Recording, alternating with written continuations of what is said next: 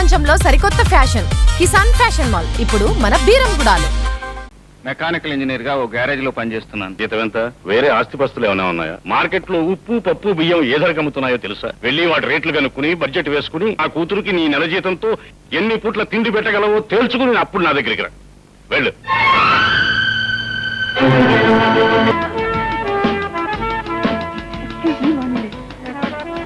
Hello Rekha, wish you happy birthday. Thank you. ఇంత late గా రావటం? కాబోయే మామగారిని కలుసుకోబోతున్నాను కదా, కొంచెం భయం అనిపించి కాస్త ఆలస్యంగా రావాల్సి వచ్చింది. నయం, మొత్తానికి వచ్చావు. భయంతో దేశాన్ని వదిలిపెట్టి పారిపోకుండా రా, మమ్మీ డాడీని పరిచయం చేస్తాను. మమ్మీ, నేను చెప్పానుగా, ఈయన mister Gopi. Hello young man, how are you? Fine. Gopi, ఈయన మా డాడీ. నమస్కారం అండి. నమస్తే. Oh you are mister Gopinath.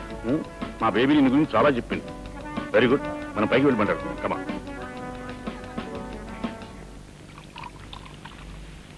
Mister Gopi, నువ్వు మా అమ్మాయిని పెళ్లి చేసుకోవాలనుకుంటున్నావా?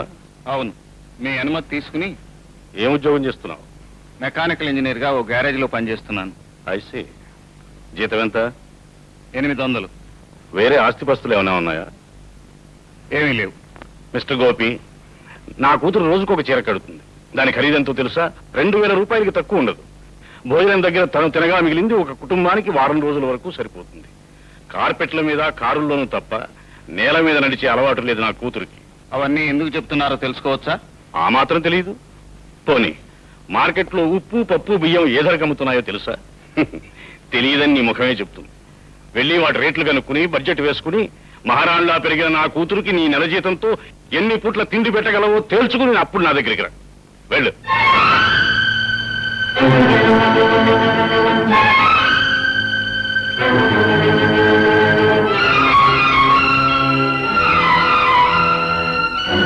It's really nice to hear that music. My God, good number. Gopi? Excuse me? Gopi? ఏమిటి అలా ఉన్నావు? ఏమన్నా డాడీ? డబ్బున్న ఆడపిల్ల తండ్రి పేదవాడి ప్రేమ గురించి ఏమనాలో అదే అన్నాడు. Come on, Gopi. Parkit, come. రేఖ, జీవితం ఒక ప్రవాహం లాంటిది. దానికి ఎదురెదటం అంత సులభం కాదు. ఈ పరిస్థితుల్లోనూ నన్ను మర్చిపోవటమే మంచిది. గోపి, ఏవి నువ్వు అనేది? మా డాడీ ఏదో అంటే నేను నిన్ను మర్చిపోవాలా? అది జరిగే పని కాదు. మా డాడీయే కాదు, ఈ లోకమే ఎదురు నిలిచినా సరే మన పెళ్లి ఎవరు ఆపలేరు, మనల్ని ఎవరు విడదీయలేరు.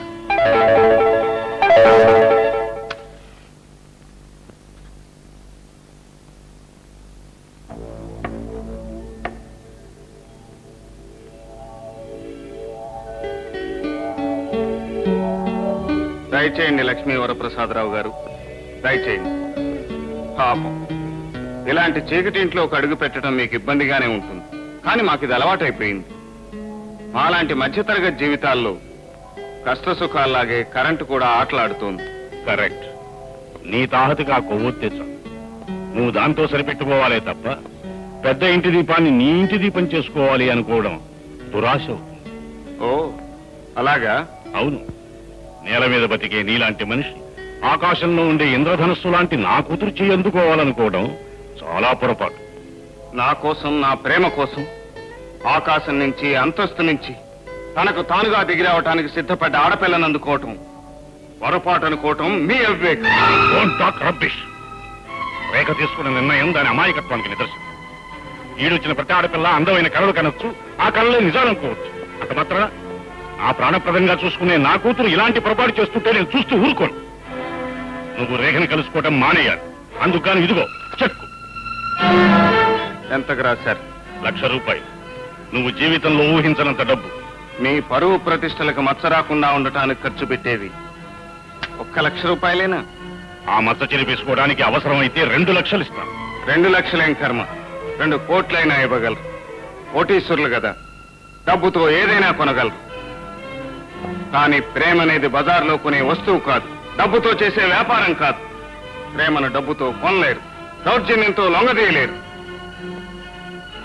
ఒక్క విషయం గుర్తుంచుకోండి, మాలాంటి పేదవాళ్ల ప్రేమకు ఖరీదు కట్టే కోటీశ్వరుడు ఈనాటి వరకు ఈ లోకంలో పుట్టలేదు. దయచేసి ఇక వెళ్ళండి.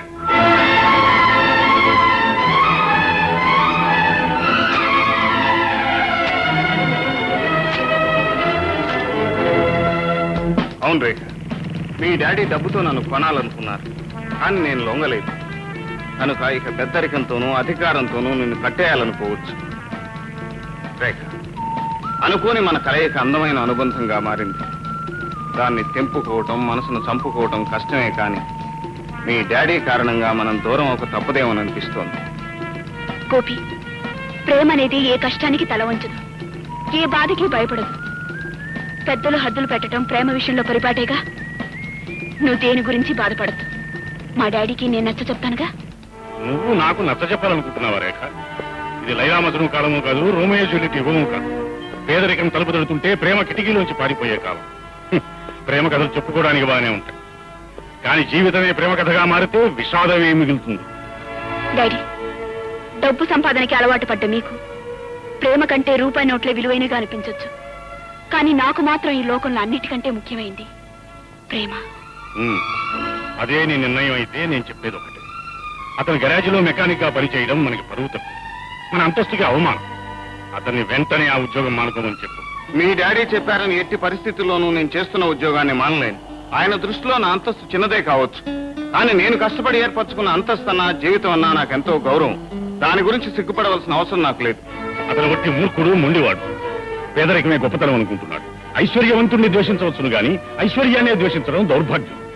చూడు రేఖ, కటిక చీకట్లో కాలక్షేపం చేయడం మానుకుని వెలుగులో బ్రతకడం నేర్చుకోమని అతనితో చెప్పు. అప్పుడు అతన్ని ఇంటి అల్లుడిని చేసుకుంటాను. అప్పుడు మీరిద్దరూ మా కళ్ళెదుట సుఖంగా సంతోషంగా బ్రతకొచ్చు. నా సుఖం కోసం, సౌఖ్యం కోసం నా వ్యక్తిత్వాన్ని చంపుకోలేను, నన్ను నేను అమ్ముకోలేను. రేఖ, నువ్వు నన్ను పెళ్లి చేసుకుంటే నాతో పాటే తింటావు, నాతోనే ఉంటావు, నా కష్ట సుఖాల్లో పాలు పంచుకుంటావు. అన్నం గురించి, ఆకలి గురించి మాట్లాడే వారికి ఇంత గొప్ప ఇంటికి అల్లుడయ్యే అర్హత లేదు. అలాంటి వాడిని గురించి నువ్వు నా పరువు ప్రతిష్టల్ని మంటగలుపుతానంటే నేను ఒప్పుకోను. ఈ ఇంట్లో నా మాట శిలాశాసనం అని నీకు తెలుసుగా.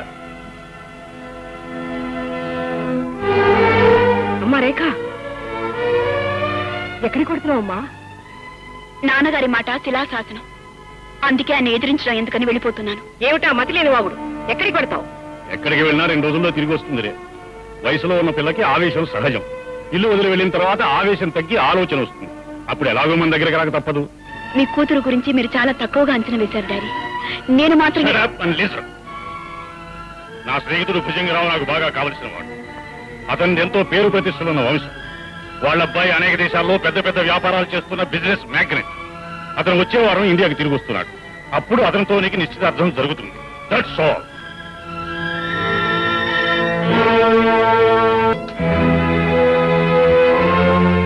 నమస్తే.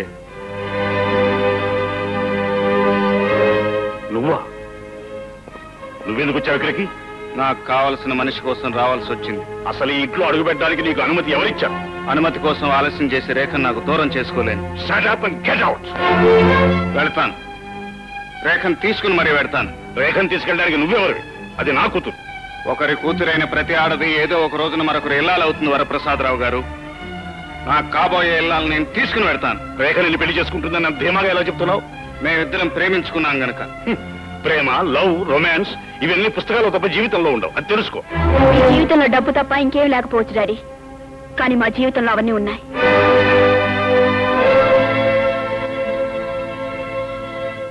రేఖ, ఏమిటి గొడవ అంతా? గొడవ చేస్తున్నది మీరు మమ్మీ. నాకు ఇష్టం లేకపోయినా డబ్బు, ఆస్తి, హోదా అంటూ బలవంతంగా నిశ్చితార్థం జరపాలని చూస్తున్నారు.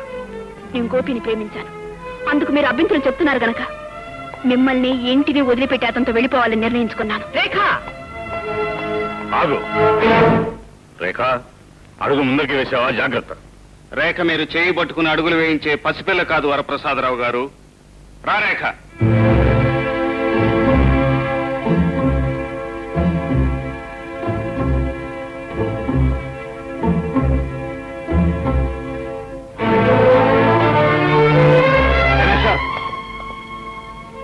నాకు కాబోయే భార్యను నా కళ్ళ ముందే తీసుకెళ్లిపోవాలని చూస్తున్నావా? ఆడదాని మనసును ఐశ్వర్యంతో లొంగ తీసుకోగలనని నిన్ను చూస్తే జాలేస్తుంది మిస్టర్. నోరు తెరిచి నువ్వంటే ఇష్టం లేదని చెప్పినా ఆమెనే పెళ్లి చేసుకోవాలని తాపత్రయపడటం చాలా పొరపాటు. రే రాముడు, రంగడు, మూర్ఖ, రండిరా, అతను పట్టుకోండిరా. ఆగండి, అటు తప్పుకోండి.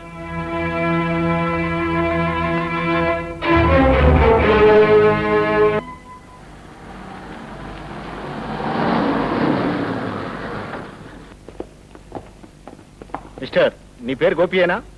అవును. మీరేనా మిస్ రేఖ? మీ ఇద్దరు నాతో పోలీస్ స్టేషన్కి రావాలి. దేనికి? మీ మీద వరప్రసాదరావు గారు కంప్లైంట్ ఇచ్చారు. ఇన్స్పెక్టర్ గారు, అసలు ఏం జరిగిందంటే మీరేం ఆయన- చెప్పదలుచుకున్నారో పోలీస్ స్టేషన్కి వచ్చి చెప్పండి. కమాన్. ఇన్స్పెక్టర్, ముందు మేము చేసిన తప్పేమిటో చెప్పండి. షటప్. ఒక పరువు ప్రతిష్టలు ఉన్న కుటుంబంలోని ఆడపిల్లని ఇంటి నుంచి లేవ తీసుకుపోయి నేను చేసిన తప్పేమిటని అడుగుతున్నావా? ఇన్స్పెక్టర్, మీరు తొందరపడి పొరపాటుగా మాట్లాడుతున్నారు. ఆయన నన్ను లేవ తీసుకొని రాలేదు. నేనే ఇష్టపడి మా ఇంటి నుంచి ఆయనతో పాటు వచ్చేసాను. మేమిద్దరం పెళ్లి చేసుకోవాలనుకుంటున్నాం. కానీ అందుకు మీ నాన్నగారు ఒప్పుకోరమ్మా. ఆయన మీరు ఒప్పుకోవాల్సిన అవసరం లేదు ఇన్స్పెక్టర్. నేను మేజర్ని. నా ఇష్టం వచ్చిన మనిషిని పెళ్లి చేసుకునే హక్కు నాకుంది. దానికి కాదనే అధికారం మీ చట్టానికి కూడా లేదు. Hello inspector. రండి సార్, సమయానికి మీరే వచ్చారు.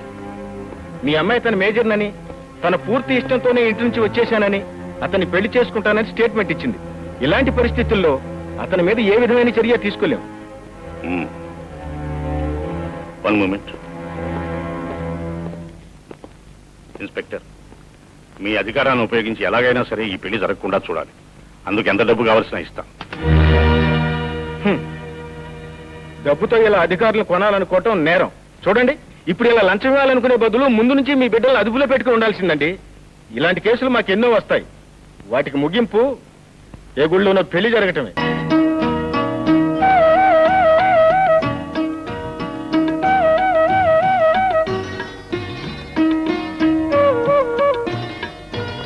ఇంత అందాన్ని నాకు అందించిన ఆ దేవుడికి ఎలా కృతజ్ఞతలు చెప్పుకోవాలో అర్థం కావటం లేదు.